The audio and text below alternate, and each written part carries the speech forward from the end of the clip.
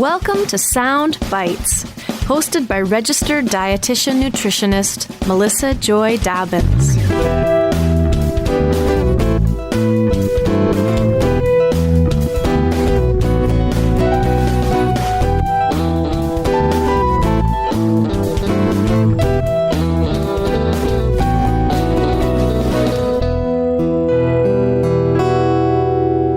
Everyone, just a quick hello before the episode.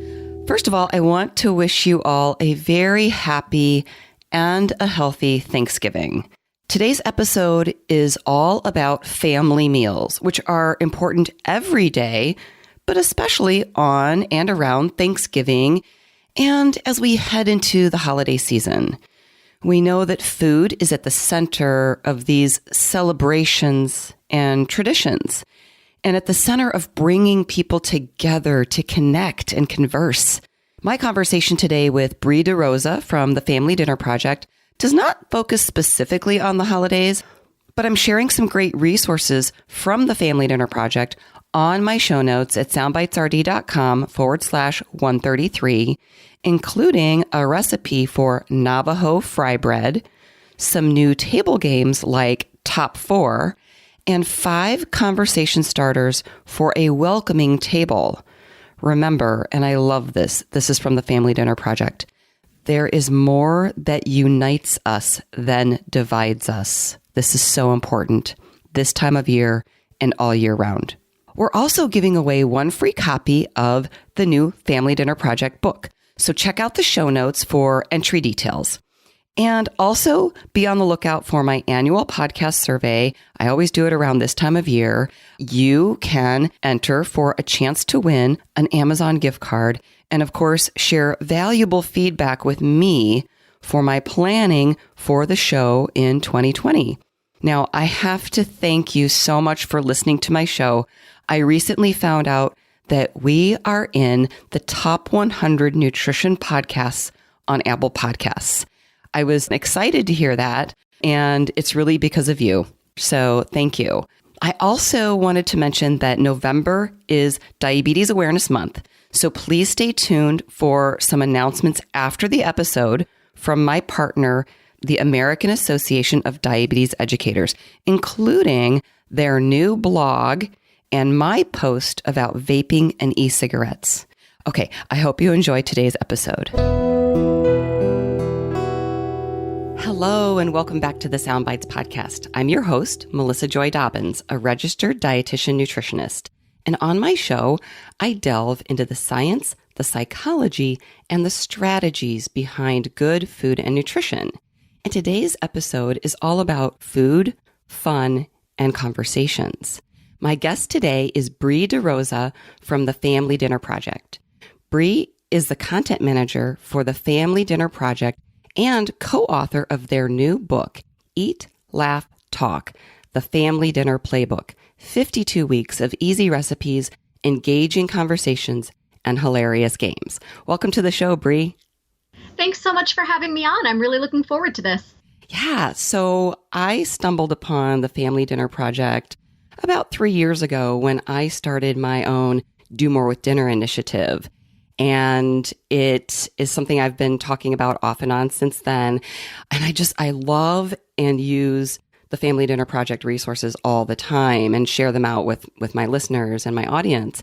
And in fact, I had your colleague and co-author Lynn Berenson on the show about 3 years ago, a little over 3 years ago. And so I was so excited to hear about your new book and to bring you on the show to delve into the dinner time dilemmas. And it's not just about dinner, but we will get into that. So I'm interested and curious about your background before joining the Family Dinner Project, and also a little bit more about your role as content manager. Yeah, so I have sort of a really eclectic, unconventional background. I'm a writer, and I started off in creative and performing arts education, and then started a career in the nonprofit sector doing everything from communications to program development and expressive therapeutic techniques with different families throughout a broad range of different nonprofits. And I was always working in either sort of youth development or family support programs or public health programs, and always kind of writing and doing creative stuff and trying to always keep an eye on how to help kids and families be stronger, better, and better supported. And I'm also a mom myself and come from a family that cooks, and I have my own very small, very modest food blog. So all of that kind of rolled up to lead me to becoming the content manager for the Family Dinner Project. Oh, that sounds very interesting. I come from an arts background myself, so I always love hearing how that brings people to different interesting paths of their careers. So I know that the Family Dinner Project has been around for about a decade. Yep, just about a decade now. Great. And like I said, you have wonderful resources online. And of course, all the resources that we talk about today will be linked in my show notes at soundbitesrd.com. But this new book is really exciting. So tell us how the book came about, and we're going to dive into what people can find in the book and also give them some really tangible takeaways today. So the book is really, it's so funny when people say, oh, it's a passion project or it was a labor of love. But this book really is. It was a total team effort. And it's the culmination of our years of working and reaching over 1 million families, not just across the country, but around the world. So it was kind of our brainchild and the brainchild of our fantastic publisher, Familius. I have to give them a shout out. They connected with us and we're so excited about Family Dinners that it just seemed like a great project for us to collaborate on. And, it's our opportunity to use the stories and tips and advice and real experiences of so many families that we've worked with over the years to help more families and to reach more families so that everybody can really understand and access the idea that family dinner can be for them, even if there are challenges, even if it feels like it's sometimes awkward or hard to pull off, that here are all these families who have done it and you can do it too. Excellent. Yes. And it's my understanding that all of the proceeds from the book are going toward community programming. And so every sale helps you reach more families. Yeah, absolutely. And that's something we're really proud of. A lot of our work is done in communities, in person with families, and with partners across the country who are working with families. And so all of our author proceeds from sales of this book are going to go right back into supporting those programs so that we can keep our mission of food, fun, and conversation growing. Excellent. And you mentioned that in your work with real families, you've pulled some of these stories and anecdotes into the book, and the book includes conversation starters, quick and easy recipes, fun table games, and tips for overcoming obstacles, which we're going to dive into. But let's set the stage first with why family dinners are so important, and I should say, family meals in general are so important and why they have such an impact. Yeah, our work is based on about 30 years at this point of research, scientific research that shows that family meals really do have a positive impact, not just on kids, but on the entire family.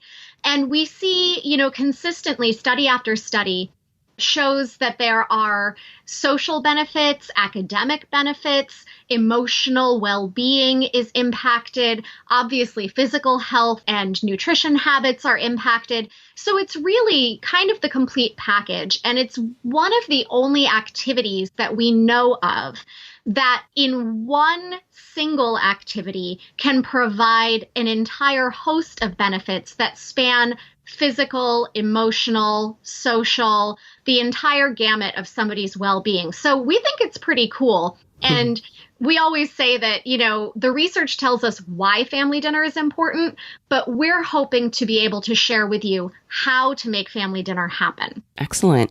And I'd like to start off with the core principles that are in the beginning of the book because they are universal and magnificent. So why don't you walk us through kind of a top line overview of those? So one of the things that we say right off the bat is it doesn't have to be perfect, right? Family dinner is not about perfection. We want you to let go of the idea that dinner is supposed to be this June cleaver event with, a big roast and a lemon meringue pie, and everybody's washed and scrubbed and sitting at the table with their elbows off.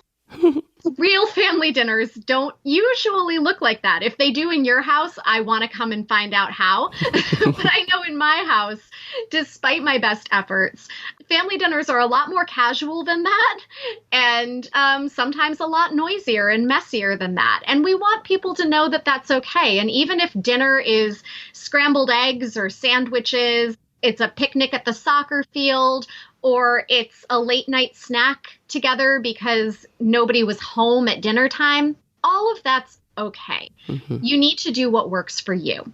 Yeah. That's kind of one of our big principles. I love that. I really love that. And in fact, this image that we have of that, maybe from the 1950s or 60s of, like you said, the June cleaver. Well, that was, I think, the 50s, not the 60s, but the June cleaver image. I do think that a lot of times moms especially do aspire to that. And interestingly, I spoke with a psychologist who I had on the show. Her name is Shelley Belanco.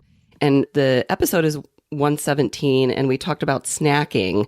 But before we got into snacking, we had to kind of set the stage with how did we get to where we are with snacking. And so we had a really interesting conversation about this image of family dinners and where it comes from and the realities. Like you said, it's not necessarily that this perfection.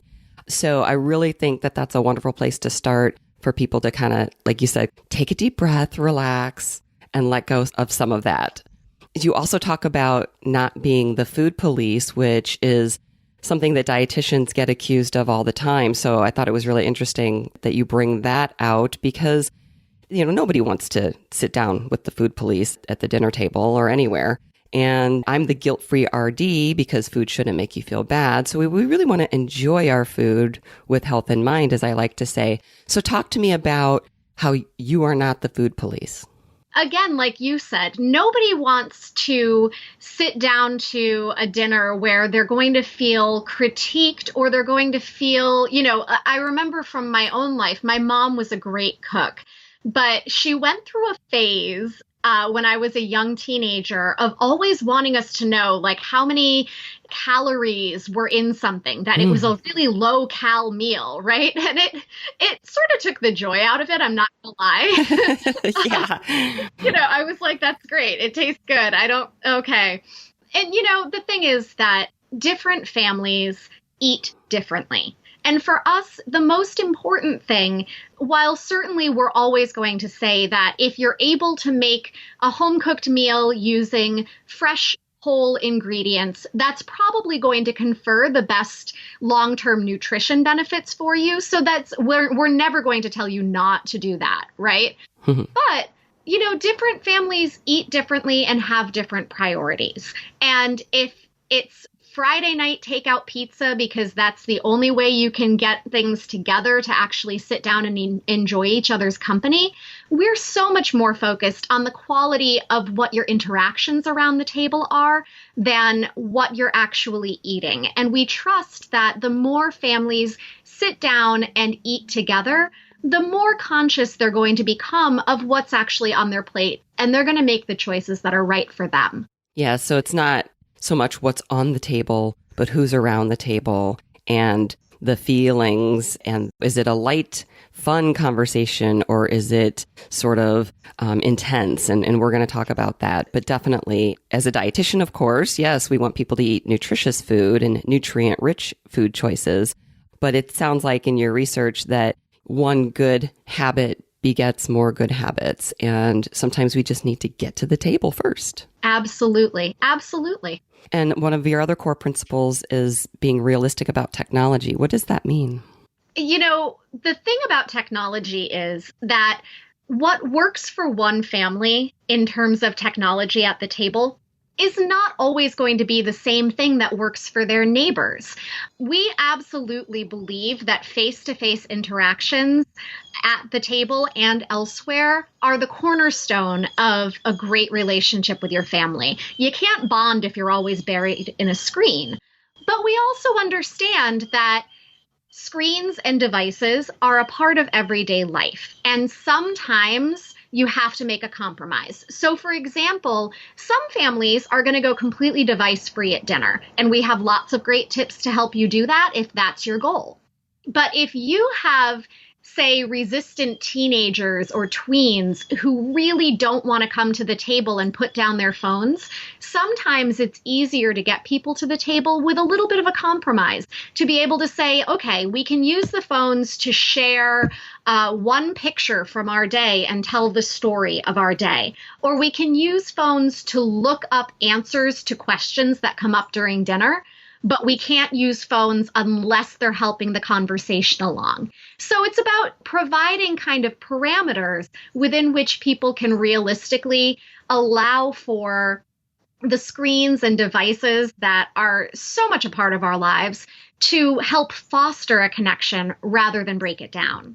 I love that because, yes, those examples you shared, that's real life. And if the device can be used to help foster this connection and this sharing, then it can be a really positive aspect. And that makes a lot of sense. I love it. And you're all about the fun. That's the fourth core principle. And certainly this comes through in the Family Dinner Project resources and the fun conversation starters and the fun games. But talk to me about that core principle. So what we really believe is that when you're talking about family meals, the food is obviously what brings people to the table. It's sort of the reason that we gather, right? But what makes people want to come back again and again and participate in the meal is actually the tone of what happens at the table. And if it's really fun to be there, everyone's going to be so much more likely to get involved, to help out, to be participatory, and to really connect with each other so that you get all those research-backed benefits.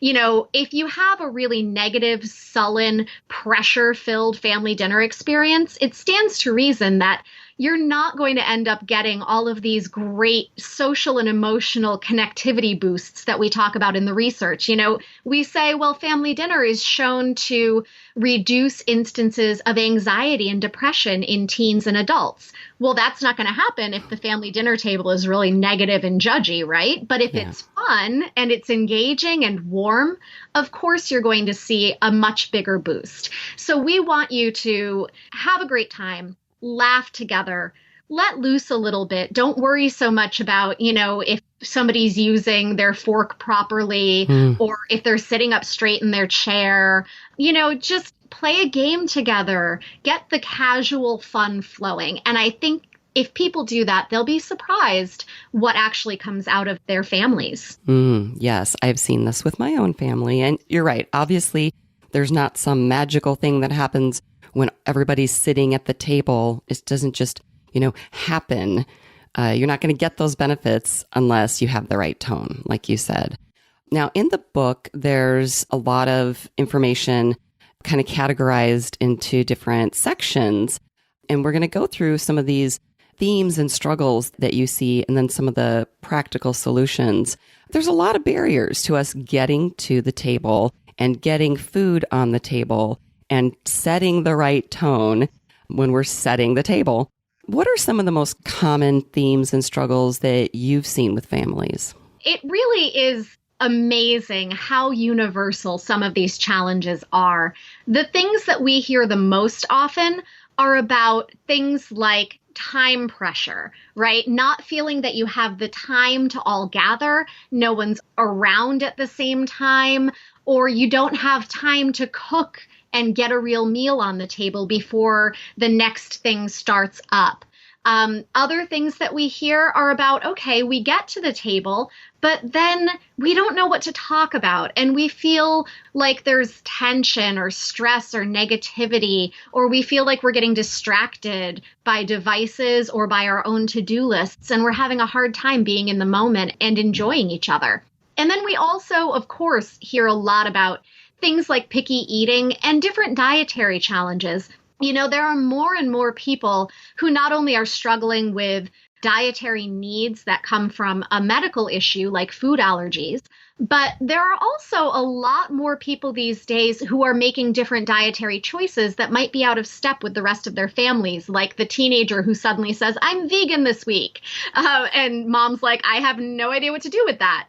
Mm-hmm. And so people really feel that it's a struggle to sit down to a meal that everyone will eat. The 5-year-old isn't eating chicken this week. The 10-year-old's only eating chicken, and the 14-year-old's a vegan. What are we going to do? Right?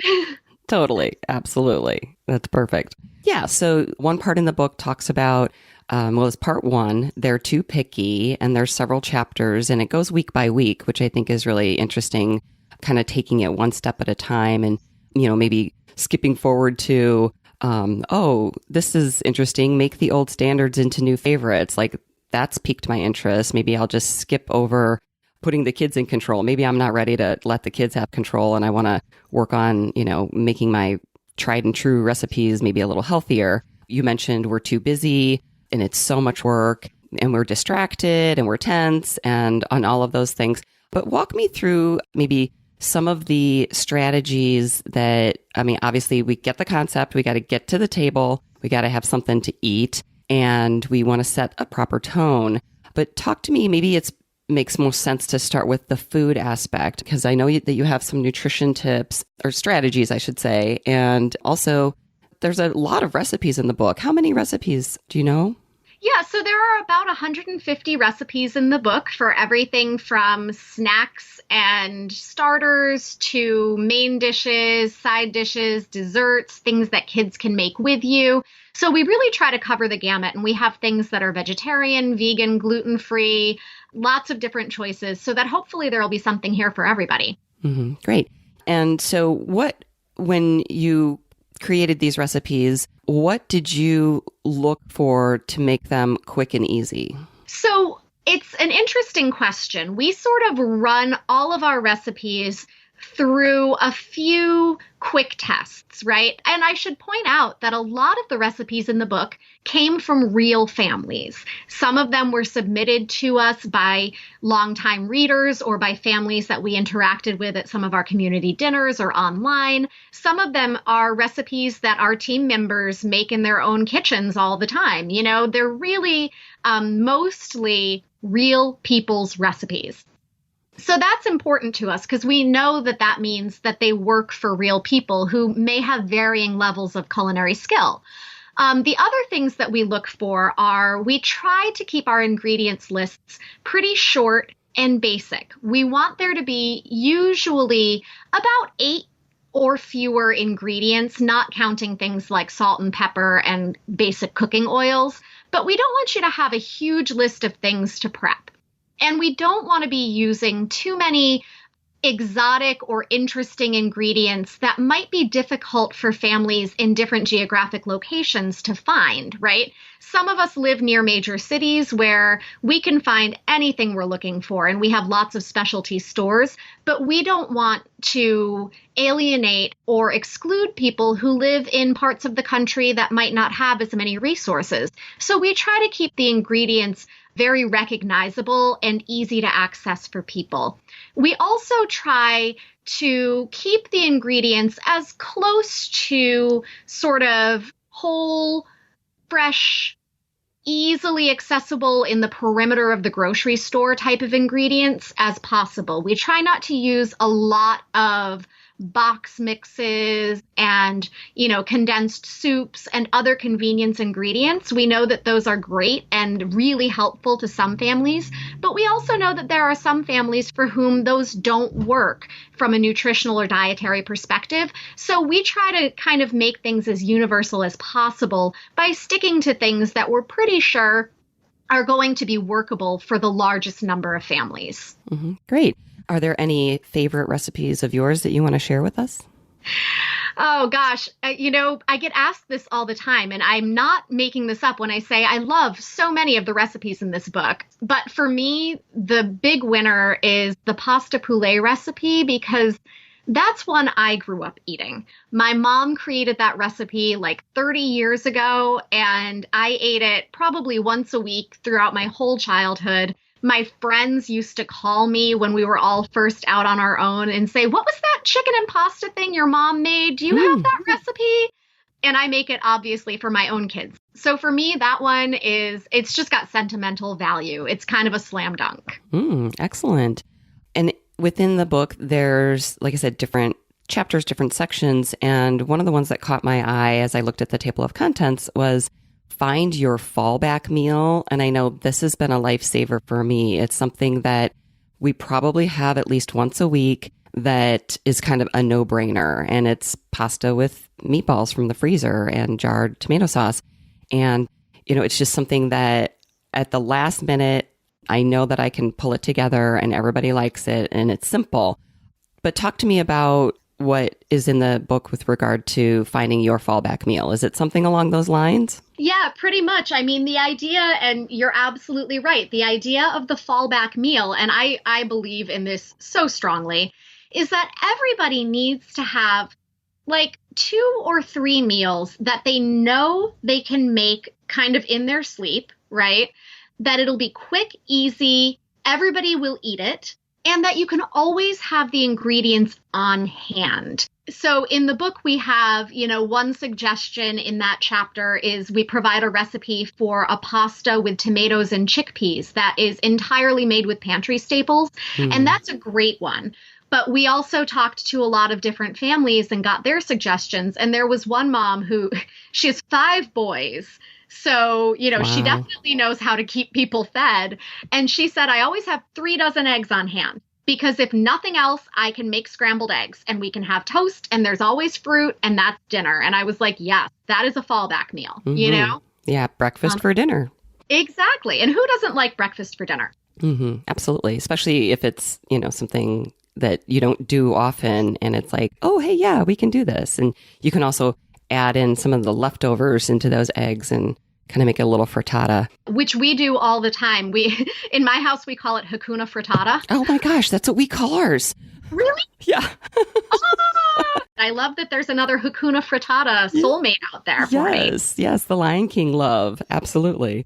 That's so funny. I think my daughter came up with that, but no, we love it. Yeah. Another one, it just seems like, with our crazy schedules and routines, it seems like usually Monday night, but sometimes Sunday night, I find that that's a night where I definitely have time to cook.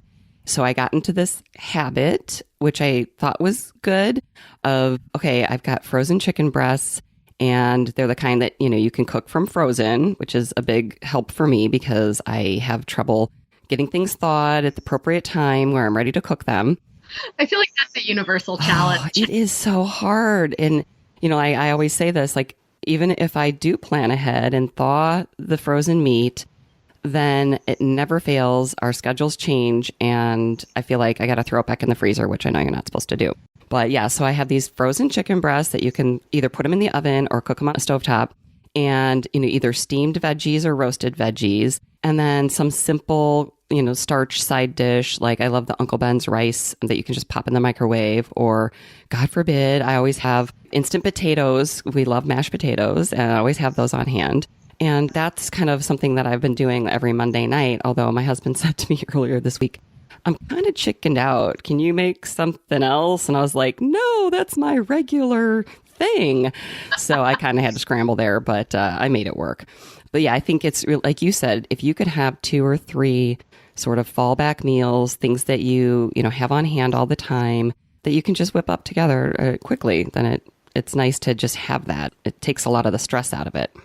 Yeah, because then if the evening goes totally sideways and, you had planned to make this great dinner and then, you were stuck in traffic and the kids' soccer game ran late and like all the things happen, right? People get home and they're like, oh gosh, now I don't have time to make that thing. And now we're sunk. I don't know. I don't even know what to do. And they freak out and they paralyze. And it's like, no, if you know that you have that homemade soup in the freezer that you made a couple of Sundays ago when you had time, or you have that canned soup in the cupboard and the making for grilled cheese sandwiches. Whatever that is, you have to have that switch that flips in your brain that says, no, this is okay. I got this. Hold on. Dinner's like 10 minutes away. Yeah, just switching gears and knowing that you have that. You also have a chapter on reinventing leftovers, and I talk about food waste a lot on the show. And I did a food waste challenge a couple of years ago. And so I've really been trying to make sure that I, one, don't over purchase fresh items, and I supplement with those pantry and freezer items, especially, like produce, and make sure that I'm using up the leftovers before they go bad. Are there some tips that you can share from the book about reinventing leftovers? One of the things that we heard so often from families, and this is what really sparked that chapter, was the idea of having like extra servings of a protein that were already cooked and ready to go, so that on those really busy nights, they could just kind of throw that into something else and make a whole new dish. So the big example that people often said to us was a roast chicken or a rotisserie chicken, even from the grocery store, that they would kind of always make sure to have extras of cooked chicken on hand, or, and they do an extra steak. If they were doing steaks on the grill, they would grill an extra steak. And then later in the week, you can repurpose that into like wraps, or we have a recipe in the book for these really cool chicken tortas, kind of a Mexican inspired chicken sandwich that you could make with your pre-cooked rotisserie chicken or grilled chicken breast that you had left over from Sunday night dinner. And if you've already got your protein cooked, you can make something that is fresh and tasty and doesn't seem like, oh, we're just reheating the same old thing we ate 2 nights ago, really fast, as long as you have a couple of fresh ingredients to add to it. Or like in my house, we sometimes will do, and this is also a big one that is in the book and on our site, we sometimes will do the DIY salad bar, where I'll just take out everything left over in the fridge. Like, I don't have time for this. Okay, what do we have? We have some ground turkey that is sitting there. We've got some hard-boiled eggs. We've got a whole bunch of veggies. Oh, we've got some fruit. We've got some cheese. And let everybody make their own salad. Put out a dressing that they really like, let them, put on croutons or toasted nuts or whatever fancy thing they like. And then they have control over their own plates. You're not wasting all those little odds and ends that are in the fridge. And everybody's happy with what they're able to create. Yeah, that's great. I love that. Yeah. And it could be a salad. It could just be a bowl. Bowls are so popular these days, where you just pile everything in there together, throw some, rice in or some chickpeas, like you said. We add black beans to everything. My son has really gotten into the habit of, well, he's 11, so I think he's hitting a growth spurt. And, I tell him, if you are grabbing a fresh fruit or a vegetable or a yogurt, you don't have to ask. I kind of want to know if you had 3 containers of yogurt before dinner, but, I appreciate you asking, but, those are kind of go for it. And then sometimes he's just like, I know, I just want something else. And I say, I'll grab some microwavable rice and open a can of black beans and mix that up together, and he's in heaven. And I feel good about the fiber and the nutrients that he's getting. Yeah, absolutely. We keep overnight oats in jars in our fridge for kind of the same reason, right? My boys are 13 and 10 and always hungry and always growing. And so, I let them mix up jars of oatmeal with milk and different nut butters and fruits and things and keep those in the fridge. And when they want that little extra something that's not just a piece of fruit or some veggies or some yogurt, go ahead, grab one of your jars of oats, and just kind of a quick, easy thing that, again, helps us use up a lot of what we have on hand. I'm always like, oh, throw those into some oats. Oh, use up the last of the milk in a jar of oats. Oh, a spoonful of peanut butter goes in the oats, Fun. I like that. So let's transition to the fun conversations and hilarious games, because this is where it gets really fun in our house. It's all about, like you said, these engaging conversations and getting away from the just, how was your day? The boring routine, and, trying to make it more fun. I've talked on the show before about, there's cards that, have questions and table topics, but I'd love to hear about some of your games. I know one of them is called Would You Rather, and maybe you can tell us about that.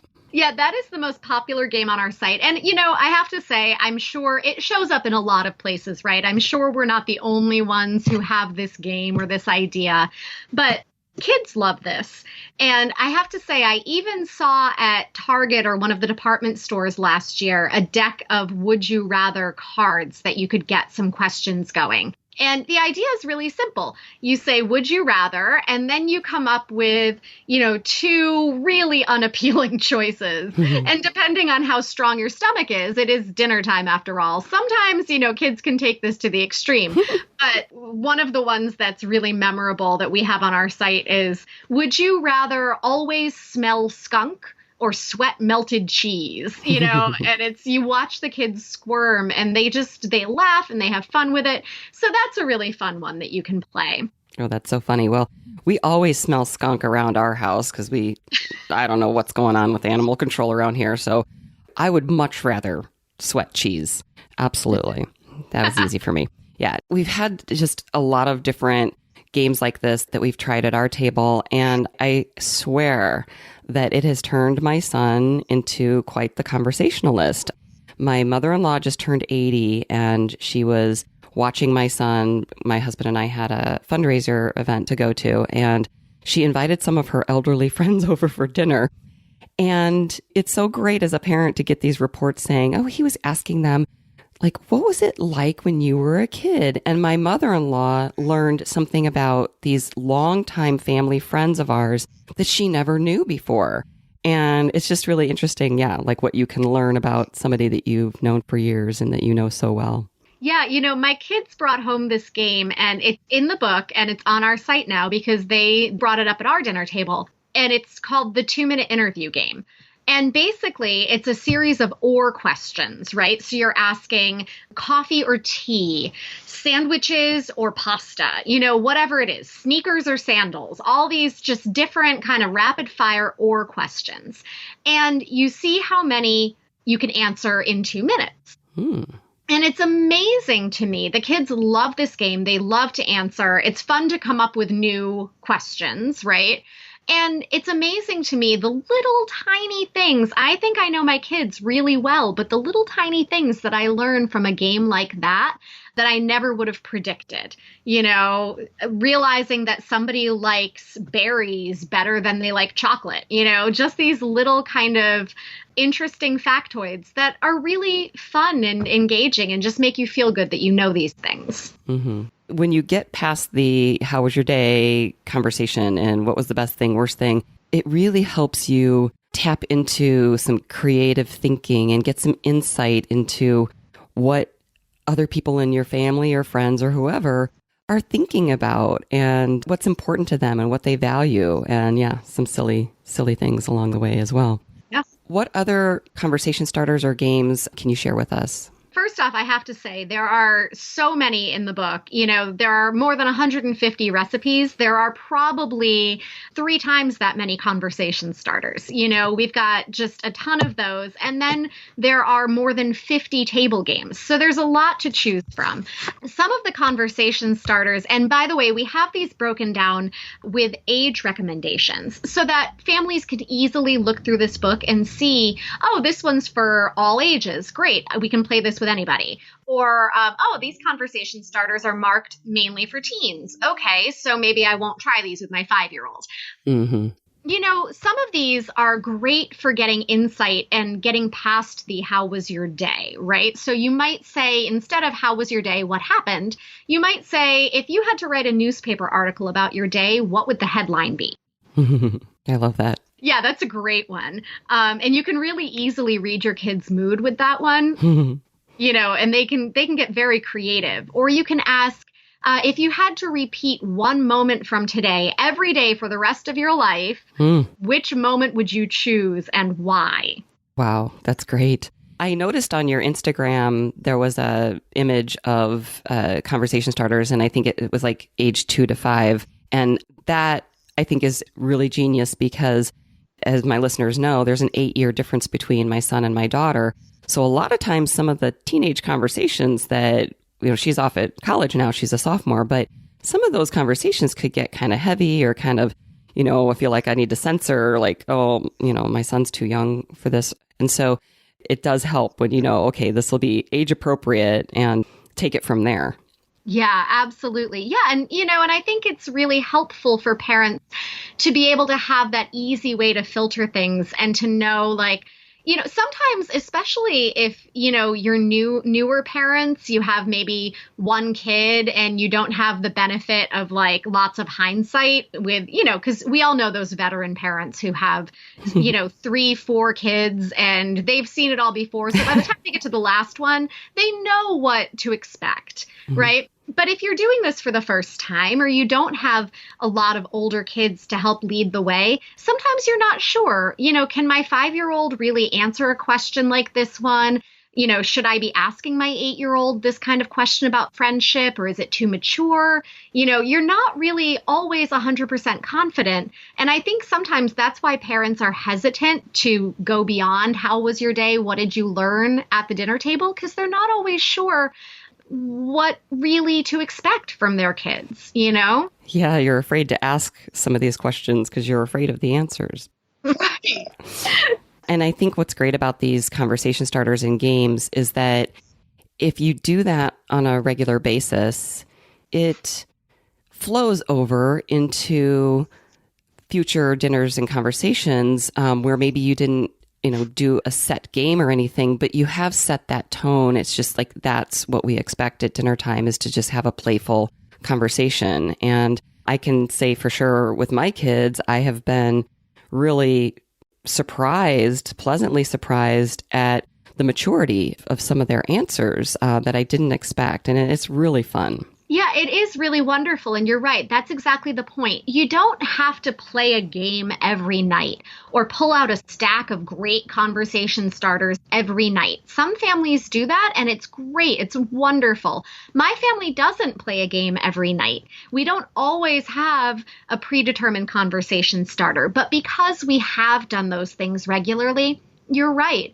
We expect when we come to the table that whether we play a game or we don't play a game, it's going to be a welcoming and rewarding place to be. And everybody comes to the table with a positive attitude because we've taken the time to set that tone. Mm-hmm, yeah. And that positive expectation. I've really seen that with my son.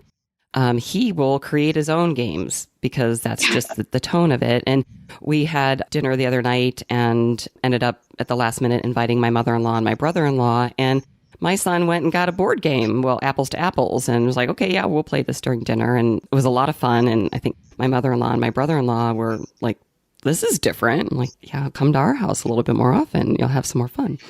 Yeah, exactly. Right. And then people want to come back. There's a family whose story is in the book, who they always played just, the basic roses and thorns at the table, but they would do it every time their son's friends came over as well. And now whenever their son has a friend over to dinner, the first thing that kid usually says is, are we going to play that roses and thorns thing that you guys do? And it just, it's nice to know that when we do these things at our tables and welcome others to join in, we're actually now setting a tone, not just within our own families, but we're spreading this. And those people might go home and try it at their own family dinners. Absolutely. You're absolutely kind of spreading the joy. Yeah, they're taking it back to their dinner table and it goes from there. Yeah, it was interesting. Over the summer, my daughter was home from college and her new boyfriend came to dinner, but also my mother-in-law and my aunt were there. So it was kind of a big group. And I thought, if I don't have something structured conversation-wise, this is going to be probably kind of frustrating for me because I want to get to know this guy better, but I don't want to put him on the spot. And so we pulled out one of those games where you ask a question and everybody has to go around and answer. And it really just helped get everybody involved and make sure everybody was part of the conversation instead of breaking off into, little side conversations. Yeah, such a great icebreaker and a great way to make everybody feel included. Absolutely. Yeah, and we learned some interesting things from the new boyfriend that we probably wouldn't have found out, but it was a lot of fun. I mean, good things. It's a very sneaky strategy. I give you credit. And also for me as the host, my husband will say, sometimes he's like, I think you're an introvert. I'm like, have you met me? We've been married for 12 years. I am an extrovert. But the more people that get to the table or, if we're hosting a party or something, the harder it is for me to make sure everybody's included and everybody's part of the conversation. So that has been really helpful for me, and I have more fun. Yeah, absolutely. And that's the most important part is that the host has fun. no, but really that nobody feels that family dinner is a burden for them while everyone else is having a good time. Everyone should feel included. Everyone should feel like family dinner is rewarding. Mm-hmm. Yes, absolutely. Well, as we're wrapping up, I'd love for you to share kind of some bottom line takeaways for our listeners. And I mentioned your Instagram. I will be sure to share all the links to the website and the social media handles that you guys have. And of course, information about the book, how people can get the book. But what would be some bottom line takeaways that you share with our audience? Well, one thing that we mentioned a little bit, but we didn't really touch on too much is the idea that even though we are the Family Dinner Project, it doesn't have to be dinner. Any opportunity you have to share food, fun, and conversation with people that you love is a family dinner. It could be an after-school snack before soccer practice. It could be Sunday brunch. It could even be a walking dessert where you take something that's kind of portable and walk around the neighborhood together and talk and laugh and have a good time that way. It's any opportunity to marry those three essential components, food, fun, and conversation. That's what counts. And it doesn't have to be traditional family to be a rewarding family dinner. We always tell people family is what you make of it. So if you are empty nesters and your kids aren't at home anymore, or you're newlyweds and you don't have kids yet, yes, you can have a family dinner. And if you go out with friends regularly, once a week you gather with friends and you have dinner together, that can be a family dinner. We call it a framily dinner, right? Friends that are like family. If you're inviting the neighbors over or, college students who are away from home for the first time and getting together with dorm mates in the dining hall every night, that can also be a high quality family dinner. The idea is nobody should eat alone. Everybody should have the opportunity to share some conversation and some fun quality time with somebody they care about while they're enjoying some good food. So that's really the simple bottom line of the Family Dinner Project. Family is what you make of it, and dinner is what you make of it. Excellent. Yes. And those three secret key ingredients, food, fun, and conversation. So people can find more information. Like I said, I'll have all the links in my show notes, but the familydinnerproject.org, the information about the book is there, but I'll have a direct link to that. And then Facebook, Twitter, Instagram, and Pinterest as well. And I would be remiss if I didn't share my own free resource that people can get. It's my Do More with Dinner resource, and MORE stands for Make Ordinary Rituals Extraordinary. And the Family Dinner Project is the #1 resource on there, along with links to some of my dietitian colleagues who have healthy recipes or maybe tips for feeding picky kids, and meal prep, and also shopping and eating healthy on a budget. So people can get that. I'll have that link in my show notes as well. It's a free downloadable. Is there anything else that I didn't ask that you wanted to share with us? I don't think so. I think the biggest thing for us is just hoping that lots and lots of people are going to enjoy this book and share this book with people they love, and let us know how the book is working for you. We would love to hear from people about their experiences with Eat, Laugh, Talk and with Family Dinner. Yeah, I think this would be a great gift for any family. So as we head into holiday season, the book came out in October, but we've got Thanksgiving around the corner. I know you actually have some specific Thanksgiving tips and resources for people as well. And then, if you're looking for a good holiday gift, I highly recommend it. Yeah, absolutely. And you're right. We do have a whole page on our site just for Thanksgiving because, as our co-founder says, that's sort of the mother of all family dinners. Absolutely. Lots going on there as well. Well, thank you so much for being on the show and sharing all this great information. And for everybody listening, as always, enjoy your food with health in mind and enjoy your family dinners with fun in mind. Till next time. Hello again. As promised, here are some important announcements from my partner, the American Association of Diabetes Educators. As I mentioned, November is National Diabetes Awareness Month. As a certified diabetes educator, I strongly encourage you, if you or someone you love has diabetes, please do yourself a favor and sit down with a diabetes care and education specialist who can help support and guide you on your journey. You can find a diabetes educator or education program near you by visiting diabeteseducator.org and clicking on Find an Education Program at the top of the homepage, and it's at the top of every page. Also, be sure to go to diabeteseducator.org/blog to check out AADE's new Perspectives on Diabetes Care blog, and you'll see my post on vaping and e-cigarettes, what you need to know. I looked into the current facts on this trending topic and the emerging research, and I was blown away by the vast array of tools and resources to help people live longer, healthier, smoke-free lives. AADE also has free printable holiday resources and other tip sheets for people with diabetes available at diabeteseducator.org/living with diabetes.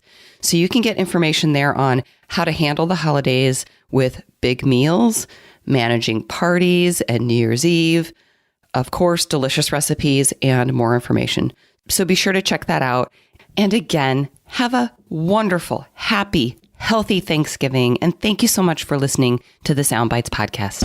For more information, visit soundbitesrd.com. Music by Dave Burke.